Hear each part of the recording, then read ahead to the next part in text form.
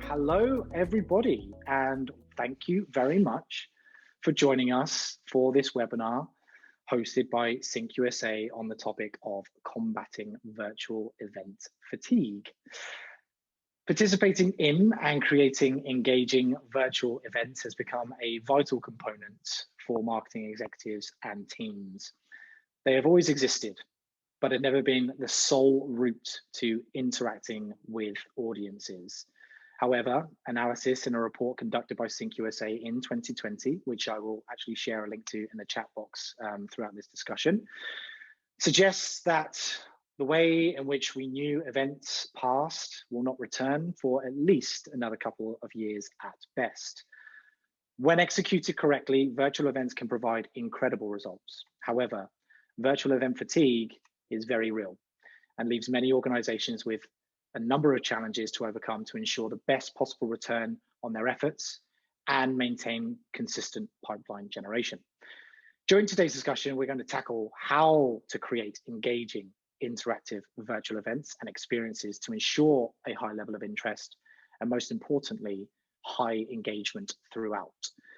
So I'm honored and delighted to be joined by an absolutely fantastic panel of marketing leaders today, which I will introduce to you now. So starting in my top left, we have Jerry Lynn Marburger, the Director of Virtual Events at HPE. Hello there, Jerry Lynn.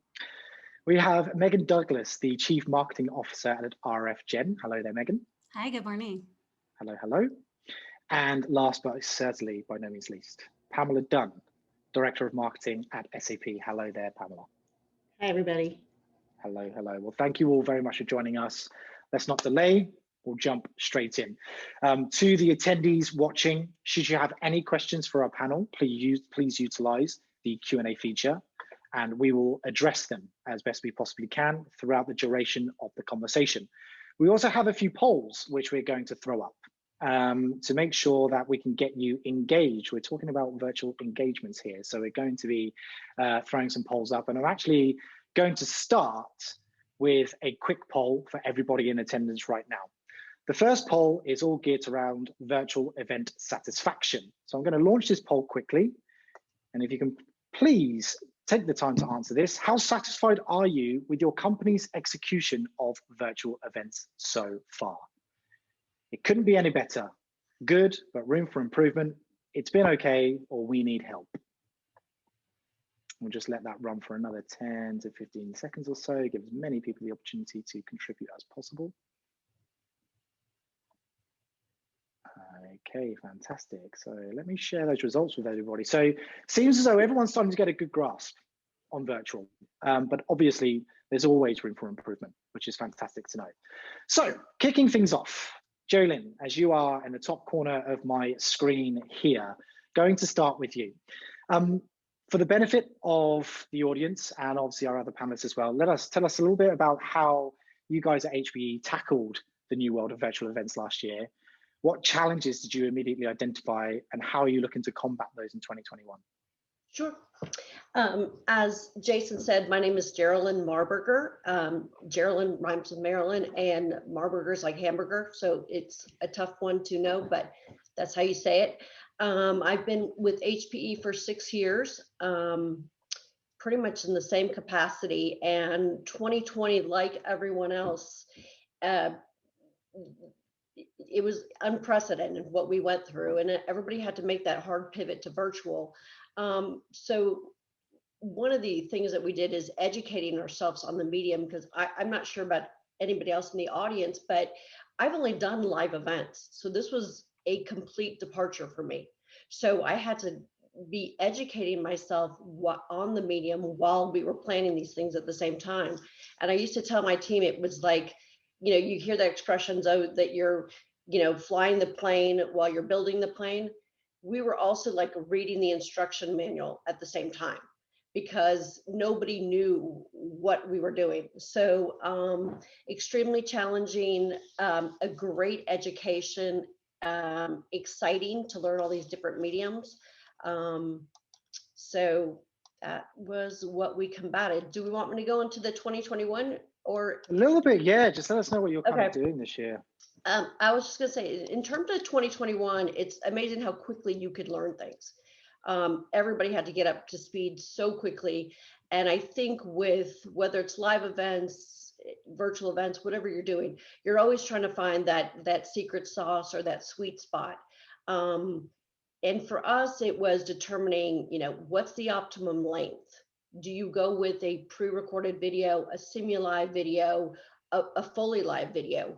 Do you gate your webinar? Do you ungate your webinar? How do you find speakers that are knowledgeable and charismatic, which is a complete unicorn because it's difficult to find those. But those are I think the keys to being successful. And I think we're getting closer to drilling down on the sweet spot, the length, the speaker, and the format. So great. And again, for those who heard, Geraldine is the Director of Virtual Events. More on the development of that role a little later, because that's a great indicator of how HP are tackling this. Pamela, down to you, if you can just reiterate and reintroduce yourself to the attendees here and tell us a little bit about kind of how you guys navigated through 2020 and how that has changed your plans for 2021. Well, yes. Hi, Pamela Dunn. I am a Director of Field Marketing at SAP, and I'm specifically aligned to our West Regional Market Unit.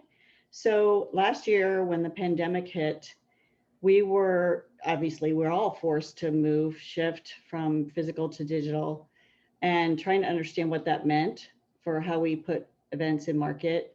The big thing was we had to really shift our message to the market and become more empathetic with respect to the conversations we have with our customers and our prospects around how we understand the pain and difficulties they're going through and how can we help you get out of this, be more successful, address some of these issues and challenges that we've been facing. And I think, we started off very basic level with just Zoom and Zoom meetings. It was all a new tool to us. So we all got the software rolled out to us individually, and we had to learn how to host a meeting. We had to learn all the ins and outs of managing a Zoom meeting. And then it became very apparent, and most of those were like SAP hosted, SAP led content, targeted around topics like supply chain and how do you do a virtual financial close and in this environment when you used to all be in the same room together and now you're all disconnected. So those were kind of the basic ones that we did. And then we realized as we were going through the year that we were starting to see Zoom fatigue, definitely. So we decided to expand the scope of our approach.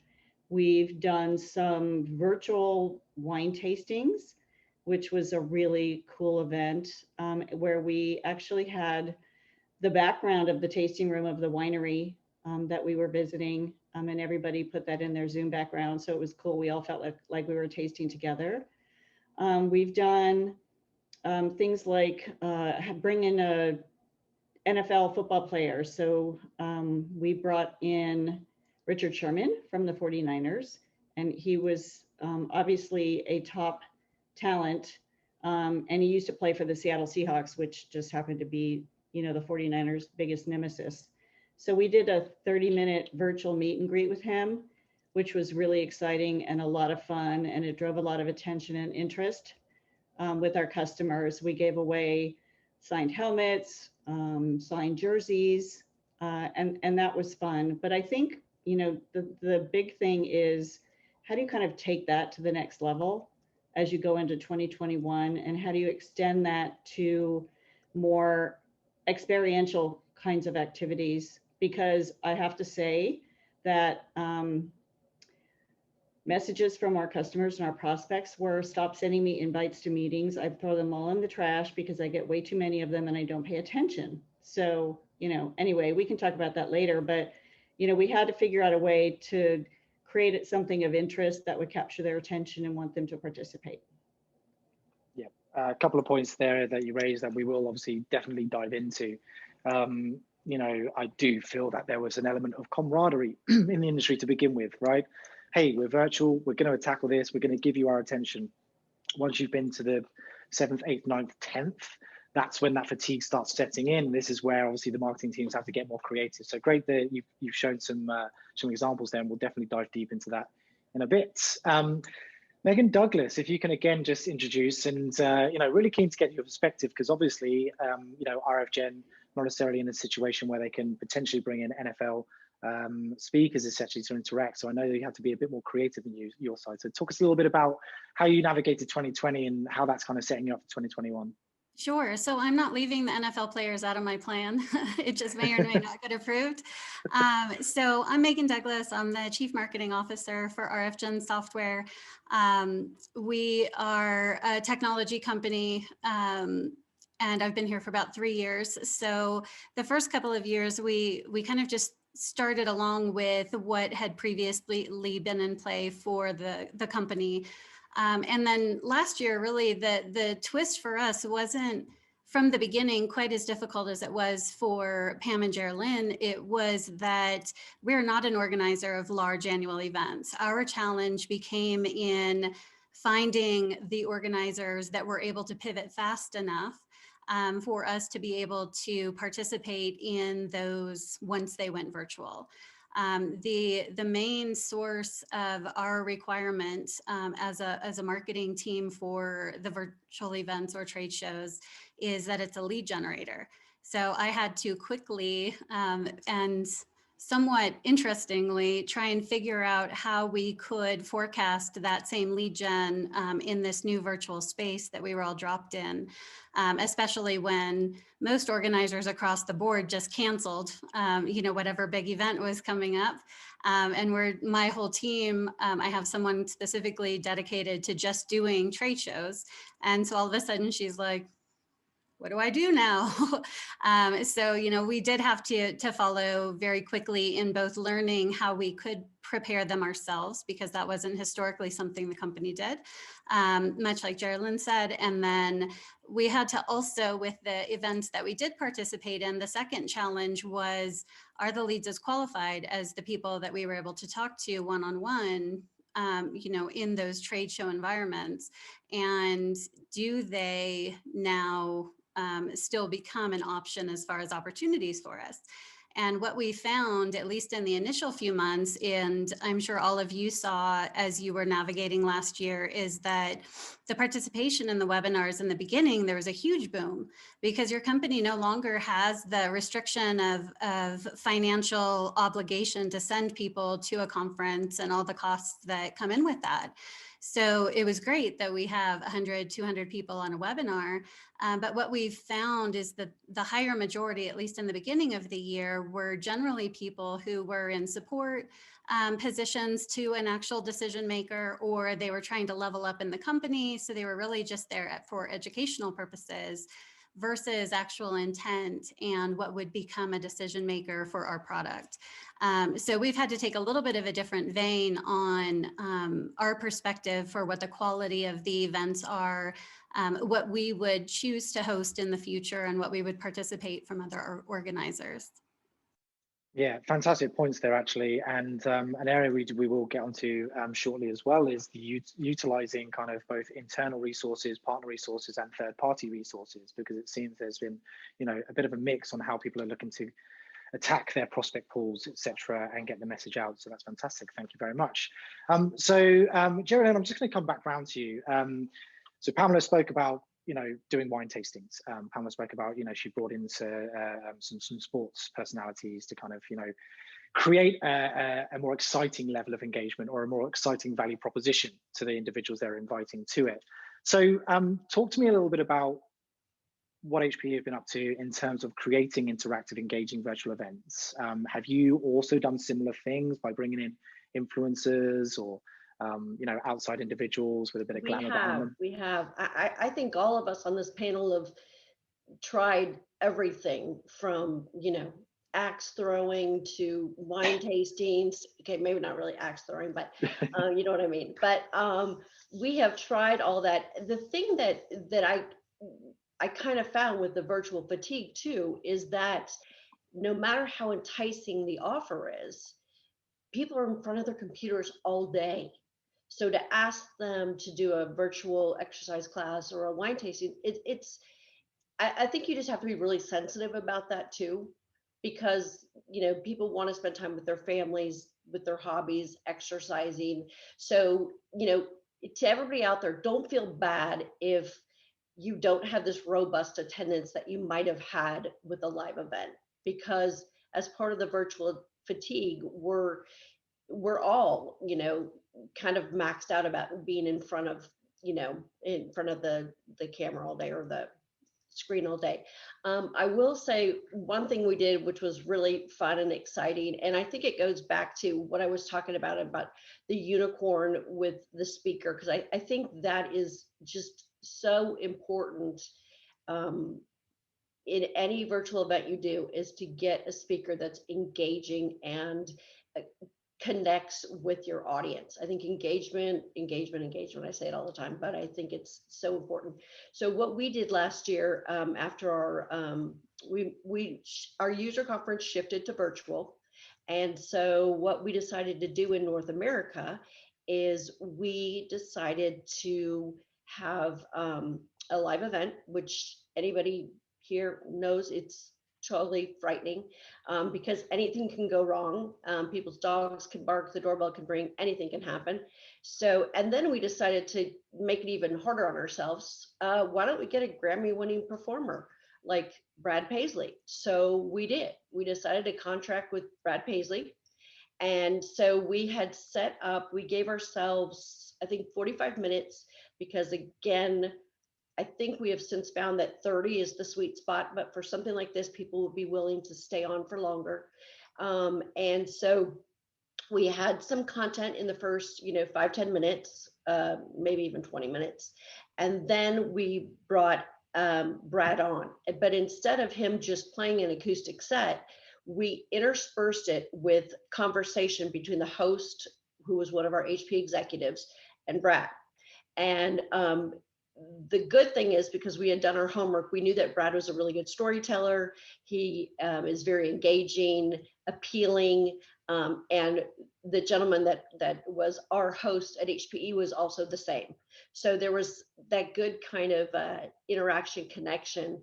And what I had said from the beginning was, when we were planning this, is I was like, I want my customers to feel that they're getting something very special just for them. Not something they could read in People magazine, not something they could see in the Inquirer. I wanted Brad to share something that you couldn't get elsewhere. And the great thing was, because of the exchange, they were able to talk about COVID and how their families are combating that. And there was a picture of Brad Paisley coloring his wife's hair, which he was kind enough to show and talk about. We all laughed about. And then he would intersperse it with music and conversation.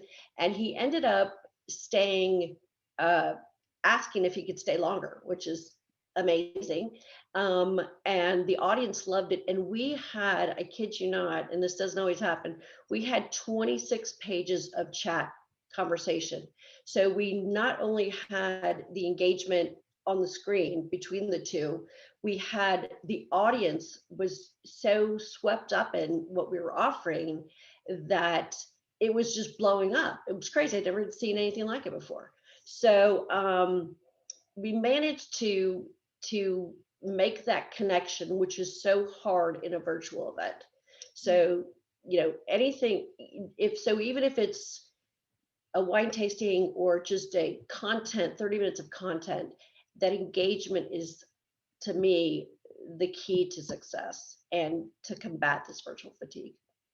So that's my story. I say thank you.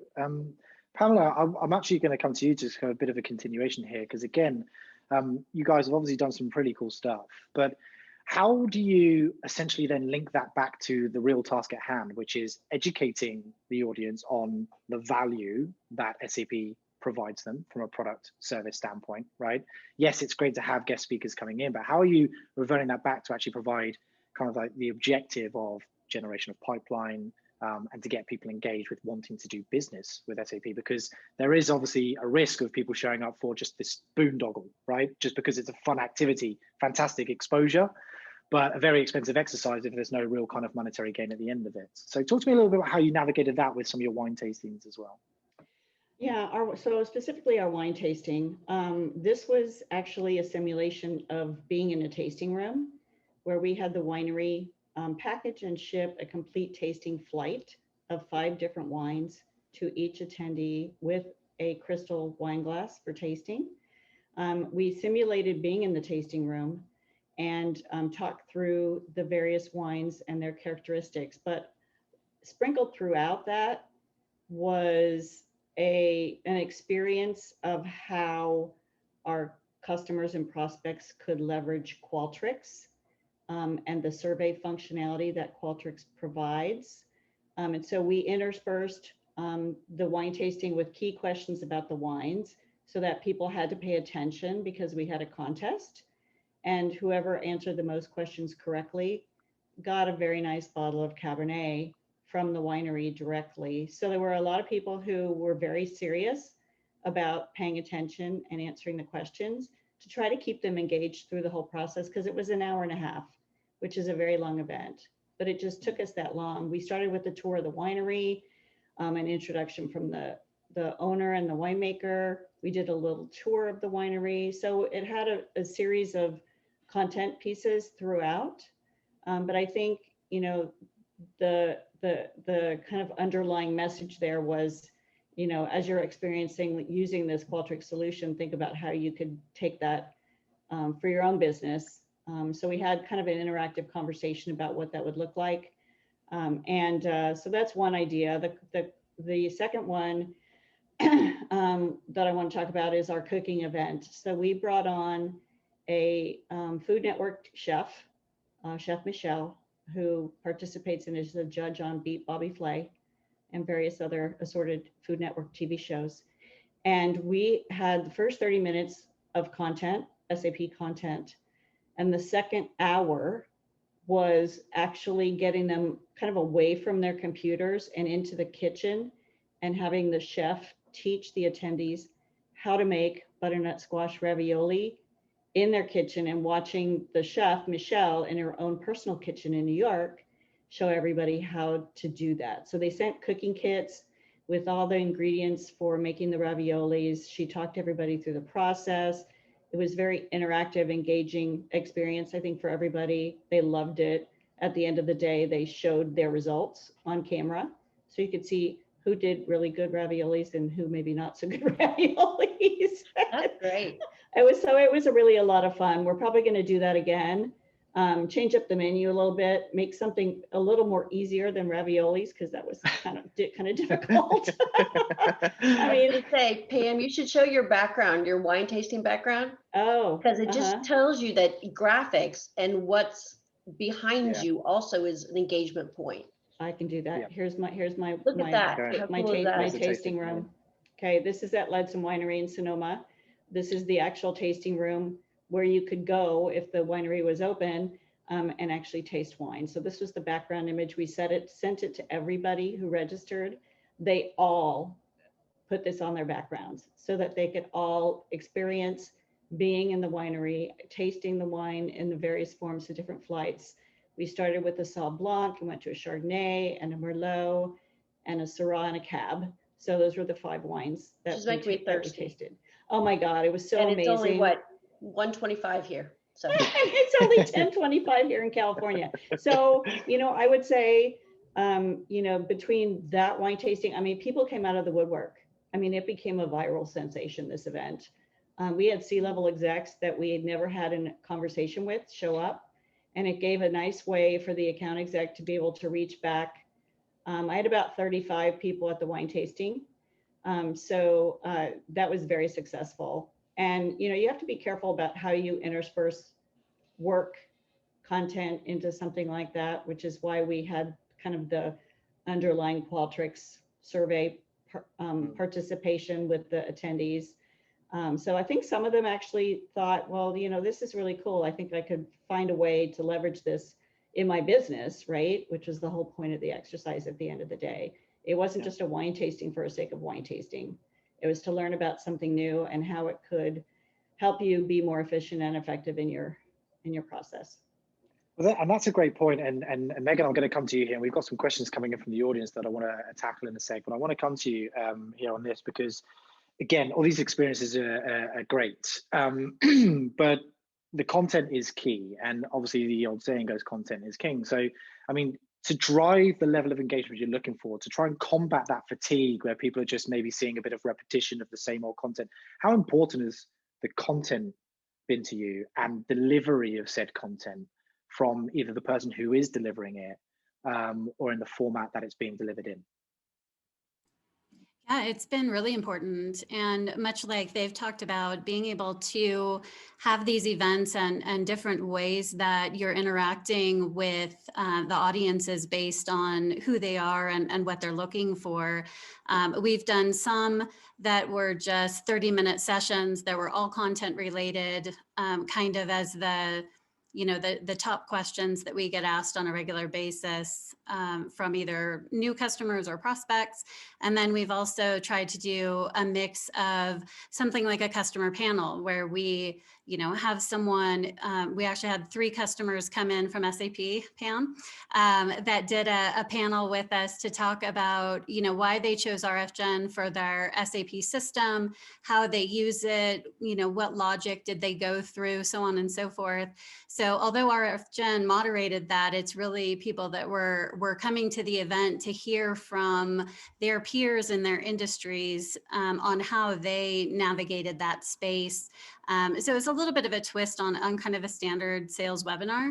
But when we get into the experiential things, that's where there has to be a better mix of how you do that. So not to be biased against sales, but you kind of have to shut down the sales guy and actually put it more on what the users are looking for, because it's not the sales show. They're there to find out their answers and make sure that they're coming away feeling as though it was of value, or they'll never come back again. They'll just always assume that it's going to be a sales show. Yeah, comment on that if you don't mind. Sure. Bringing customers to the table and having them share their experience is so important and adds a whole lot of credibility to the message that you're trying to portray in the market. And it gets people interested to try to understand how their peers are leveraging whatever solution that might be. It's very important, I think. I mean, because they could sit and listen to SAP all day, but what they really want to do is listen to a customer tell their story. The other thing is, it's not because you hesitate to want to be plugging your company all the time because it comes off as very self-serving. So I totally agree. Customer testimonials are huge. Whenever you can provide real life examples or have somebody speak on your behalf about their experience with your company, super effective. Totally agree. Definitely. I mean, even as a third-party event organizer ourselves, when we work with clients of a similar nature to yourselves, we're always encouraging, if you've got the ability, and it can be tricky to get a client to come in and speak. We appreciate that is a tough task, both in person and virtual, but it's so powerful. One of the questions here as well that's come up in the chat box is around, how to make your event sticky. So we spoke about, fun speakers, talent, all this kind of stuff. One of the things we've experienced at SINC around having an event sticky is one of those things. Make sure the person delivering the content is of interest, that can command an audience and command their attention. And another thing we felt around making events sticky is just managing expectations and keeping communication slick. The ability to just constantly remind them when sessions are coming up and constantly remind them what's at stake if they can attend and if they can't attend. Things like prizes and incentives are fantastic to keep people there, but ultimately managing that expectation from the very start, I think gives people that mindset of this is something I want to be a part of, and prevents people from just simply registering, coming for a few minutes and then dropping off because they just want to get a $100 gift card, for example, right? And they want to show they've attended. So those are some things we've experienced as well. And I actually want to get a gauge from how people have been utilizing third-party events. But before I do that, I do want to tackle some of the questions coming in from the audience here. So first question I'm going to tackle, and it might be a tricky one, so I'll allow anyone to put their hand up to answer. But what would you say your average budget is for virtual client events with guest speakers and mailers to attendees, sending food kits, et cetera, et cetera, et cetera? Is your spending on par with a live event, or are you seeing less or more? Open question. It's usually dramatically less. Yeah, I agree. Fantastic. you don't need the venue. People don't have to get there. I would say it's dramatically less. But I think your ROI is also, you have to think about it that way too. And the amount of leads and demand gen as Megan was mentioning, you have to set your expectations accordingly. The ROI of the return and the amount of leads you get is going to be comparable. Yeah, I mean, that's one of the big values of virtual, right? There's no borders on how many people can participate in a large kind of thought leadership style session. Yes, if you've got intimate experiences such as wine tastings, etc., of course, there's limitations, but your borders don't exist anymore. That's incredible. And as a result of that, your costs, they significantly decrease, which is fantastic as well. And like you said, the audience you can reach also is so much broader. Because we've really pivoted to global now. And because other than time zones and language, which we've managed to work with, the world's your oyster. I mean, nothing's off the table, which makes things kind of cool.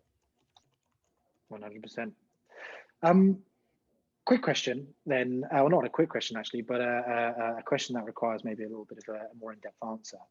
A lot of people registering for this particular session have said that they are going down the route of transforming into shorter sessions, more intimate sessions, as opposed to your traditional kind of like large scale, hundreds, thousands of attendees for something, right? The intimacy, the ability to engage, albeit virtually, but one-on-one with individuals seems to be providing a great opportunity and a great solution for a lot of people combating this virtual event fatigue. So I'm going to come down to you, Megan. Perception of large versus intimate. What route are you guys kind of going down? How are you looking to utilize both effectively? So we have balanced it based on what the content is. So for example, the customer panel had 3 customers that were speaking with RFgen moderating. And so we left that at an hour. But generally, if it's something that's more content related, or we are trying to do something like an Ask the Expert type of thing, then we do keep it to 30 minutes or less. With the actual presentation from RFgen being maybe only 15 minutes and then leaving the rest for the customers to actually engage with what they want to know out of this.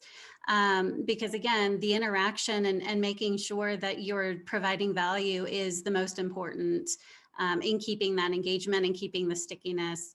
And kind of pivoting back to the last conversation with just the content itself and making sure that we're aligning appropriately for their expectations. Otherwise, they're not going to come back no matter how many events we do or what the hook is. Right. Okay, great. Well, we've got a few more questions coming in, about 10 minutes left to go as well. So we've got questions coming in. Before I do that, I'm going to quickly launch a quick poll, because what we've known is a lot of folks have been, especially when kind of things started transpiring last year, a lot of people went very insular. They obviously stopped utilizing third parties. They did a lot of their own events, or more importantly, really kind of utilized the channel partners very well, very successfully, to kind of lean on one another in order to run these types of experiences. So I'm going to throw a quick poll out there just for everyone just to quickly answer. Have you been utilizing third-party events to reach your prospects? Yes or no? We've stuck to our own and partner events. Be interested to hear that. Let that run for another 10 seconds or so here. Okay, and I'm going to start 2, 1. All right, fantastic. So a fairly even split. Pam, I know that at SAP, you guys very much went down the route of your own stuff and utilizing partners as well, right? And I know you've mentioned that this year is maybe where the expansion into third party comes. So talk to us a little bit behind the reasoning for that, and why now I suppose the desire and need to maybe start utilizing third-party events is starting to come into your plan for 2021. Sure. I mean, the one thing I would say is we've decided we want to go to where our customers are and where they attend, and and that gives us a better engagement model to have relevant conversations with them. For instance, we do a lot of third-party events where we have, I don't know if you call it speed dating, right? Where the organization manages the connection between the attendee and us as a vendor and a sponsor. and helps us put together a series of meetings where the attendee wants to talk to SAP and they have a specific business challenge. And they share all that information with us ahead of time so we can see where the pain points are and where the hot buttons are for the conversation. So it really helps us have a more engaging discussion overall. But I think in general, we're finding that people are not so inclined to want to participate in an SAP event, but they go to their own industry events, for instance.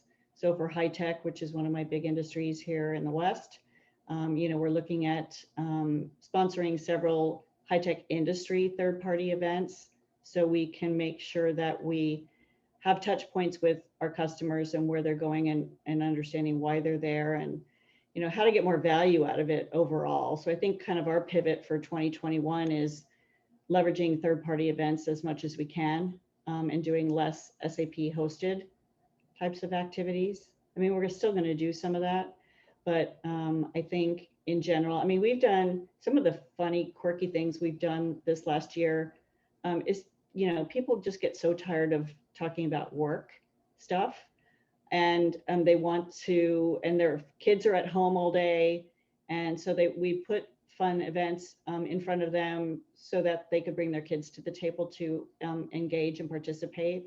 We did a magician one time where it was like, this guy was an illusionist and he came on and did a whole bunch of card tricks and things. And people's mouths were just like hanging open. Everybody brought their kids to the table. They thought it was so much fun. There was still a content piece to it on the front end, but it drove way more registrations than just a standard piece of SAP content. What can we do to kind of bring the families together to have fun and do something unique and interesting? Sorry, I kind of went off on a tangent. No, you're fine. And a question just came in though that I think is quite important to ask here, because I feel it actually does directly impact virtual fatigue to a certain extent and engagement. Thoughts on charging, because a lot of the virtual experiences out there have been very much of a complementary nature, right? What are your guys' thoughts on charging for virtual events to combat that element of, I suppose, filtering out the folks who are there for the wrong reason, and ensuring that people maintain engagement, because essentially if they've paid for it, they're more likely to be invested into it. So Megan, I can see you nodding a little bit there. Do you want to tackle that? I think that's a tough one, especially in the market today where nobody else is charging. I think you'd have to have a really specific value proposition to be able to pull that off, which off the top of my head, I couldn't figure out for RFgen. I don't think we're there yet. But there probably are instances like some of the ones that Pam was doing with chefs and things that could warrant maybe like a $5 buy-in, something that's not an exceptional cost, but something that keeps them on the hook to show up and be interested. Yeah, it's tough. I think it's tough from a budget perspective. 50% of my budget in the year was based on trade show spend. And so trying to figure out what that got shifted to last year was really interesting. Again, to be able to hold on to that lead generation. But we did very similar. We did mostly third-party events last year, and then are moving more into hosting our own this year. But it has to have that experiential twist, and that's the hard part. For sure. I agree with Megan. I think I don't think you can charge for this kind of thing, especially given our world situation and people are out of work. It's really it's a difficult ask, and it's ironic because last year for our user conference we actually made a contribution for every person that registered. We made a $10 contribution to a charity. I think there were a number of them. Some were for COVID relief, some were for food banks, etc. Something that was topical to what the world was going through at that time. So instead, we kind of paid for people to come to ours. So, but it was a nice gesture. It was a nice gesture. That's a great idea. I love it. Feel free to steal it. Yeah, I will. Yep. We leverage each other's, that's what we do. I know. Leverage each other's ideas. SAP does a lot of charitable things. And we have this program called SAP for Good, where we have a huge engagement model with a variety of charities and foundations across the globe, really. But it's really important to be able to show and that you care, right? And what can you do to make it more meaningful for the attendee to want to participate, because they know they're doing something good by registering and showing up, right? They're making an impact. So I don't know. I love that. I will steal it. I wrote that down. Agreed. And to riff off that, hey, we're all here, we're all part of the same community, folks. Sharing ideas is how we move forward as one. So feel free to share these best practices and steal what you can. A question as well that's coming from the audience here, and I'm kind of rattling through, so there's a couple of bits I want to do before we finish off in a few minutes. But another question is around what would you suggest internal user group event to keep people engaged? Attendees are already customers, and we have a very small budget. It cannot bring in outside entertainment or mail out kits, for example.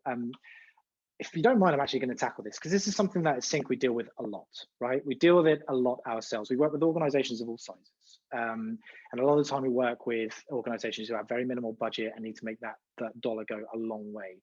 We've seen a lot of success through very simple exercises like escape room experiences, for example, okay? Not expensive to set up at all. There are organizations that actually kind of navigate you through on a Zoom, or there's ways in which you can just take codes and take a breakout room onto a specific platform online and do this together. But these are awesome ways of keeping people engaged at a very cheap cost, because to the point before, not talking about work at this point, we're downing tools, we're just building an element of camaraderie.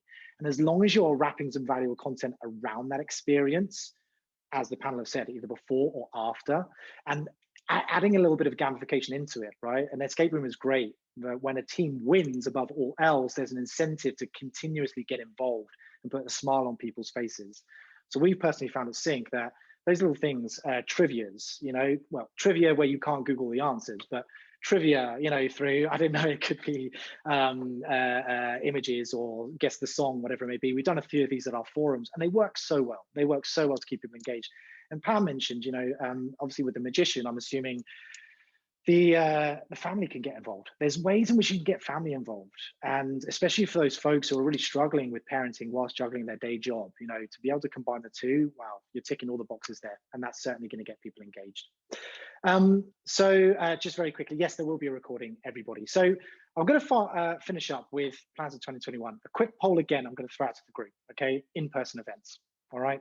We know we all want to come back to a certain extent, but it's very difficult to plan. So a quick poll I'm going to run before I get everyone's perspective here is, are you planning for in-person events in 2021?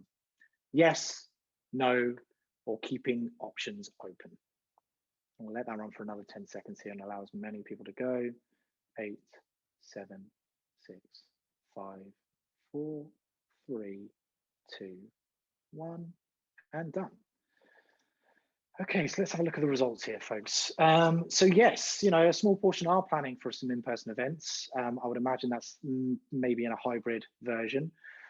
No, some people are going full virtual for the remainder of the year, and others are keeping their options open. Smart, we don't know how things are going to go. Jerry Lynn, Director of Virtual Events. Virtual events, clearly a mainstay in the HPE event strategy. Talk to me a little bit about how you are planning to combine virtual activities and in-person activities once they start coming back, and make sure you utilize both avenues. Yeah, I would say for anybody on this call, virtual is here to stay. It's going to be a hybrid model, I think, is what we're going to see. I think before people didn't want to use virtual when live was an option just because the ROI was not there. The engagement was not there. And I think we've all, through necessity, have become much more creative, much smarter about how we do things.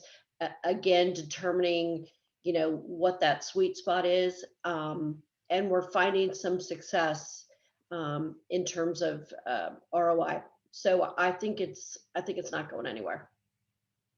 Great. It is what it is. Pamela, how are you guys thinking about in-person this year? Are you kind of planning a little bit, or are you kind of just keeping options open? Well, at SAP, we have to comply with board guidance. So right now it's no in-person events unless things change. But we do have some executives within the organization who want to do physical, and we don't know what that's going to look like yet. I think a hybrid model, as what Geraldine was saying, is going to kind of be the transition approach to truly going full in person again. But it's going to be a challenge, I think, for most of us to make that jump back into the physical world. I think we all are going to need to feel safe. We're all going to need to make sure our customers are feeling safe, and you know, that it makes sense for, you know, the broader good for everybody. So that's all I can say. I mean, I don't have a real yes or no answer, but it's kind of a conversation that's starting to bubble up. But Yeah, we're not there until the board says yes, go ahead. It's a no, and you can't even begin to try to figure out how to justify that ask. it's a very good point. You know, I think one thing that people fail to forget about a lot of the time is, okay, you know, there's an appetite from the industry to get back. First and foremost, you need to look internally. Is it safe for staff? That's it. That's the first thing to look at. Yes, customers may want to get engaged, et cetera, fantastic. But unless it's safe for staff to travel to execute on these activities, then the answer is quite simply no. But Megan, I'm going to kind of close off with you here. How are you guys trying to approach 2021 with the idea that in-person might start rearing its head? And I think the intimacy will come back first, maybe regional dinners, things like that. What are you guys kind of teeing up? Yeah, so much like you said, our employees are our number one priority and have been throughout the last year. So we are not planning any in-person events. It has come up a couple of times from the sales guys who are kind of raring to go to get back out there. But you know, it's a fine line. We don't want anyone to get sick. We don't want to, you know, have any exposure for our customers and those types of things. So I think any of those conversations from a sales perspective are used on kind of a one-off basis, but we're not planning any in-person for this calendar year. At best, we're taking a similar model to Pam, where we're participating in third-party events, which may be a hybrid, and we're just on the virtual side of it for that engagement, or we're planning our own as we move forward. But there's just still so much contention in communities around, you know, gathering or not gathering. So even when we do forecast that to go back to, you know, the live meetings and conferences and things, I don't think that for a long time it'll be the same kind of pack everyone into one facility so you get the most out of your budget, you know, kind of thing. I think that they would be more intimate events where, again, you're sharing that value and making sure that you're meeting your customer expectations versus just, you know, doling out as much wine as you can, you know, and having people network throughout the room. It has to be more targeted to make sure that we as a brand are acting responsibly. Well said. That's the most important thing. Well, that brings us to the end of today's discussions. I would like to take this opportunity to thank all the attendees for taking the time to come and watch. And I would like to take this opportunity to give a massive thank you to our panelists for their insights today. Absolutely fantastic. Amazing guidance, amazing examples, amazing experiences. I'm sure everybody in the audience is with one of you, if not all of you, on some of the challenges that you're experiencing and how you're combating those. It's a collective effort, folks. And here at SINC, we're dedicated to consistently providing the marketing community with as much insight and knowledge as possible to navigate yourselves through these very choppy waters. So thank you all again from myself, Jason Senemore, Chief Product Officer at SINC, and the rest of the SINC team. Thank you, panelists. Thank you, attendees. Until the next session, I will see you soon. Continue to stay safe.